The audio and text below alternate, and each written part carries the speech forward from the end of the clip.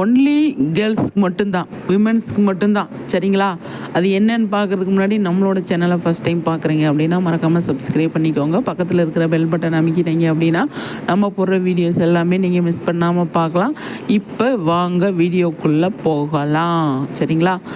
நம்மளோட லட்சுமி பிரியாவுக்கு தான் இந்த அவார்டை நான் வாங்கி கொடுக்கணும்னு நினைக்கிறேன். அதுக்காக தான் இந்த வீடியோவும் நான் பண்ணியிருக்கேன். விமென்ஸ்க்கு மட்டும் அவார்டு கொடுக்குறாங்க. இது லாஸ்ட்டு டைம்லேயே கொடுத்துருந்தாங்க.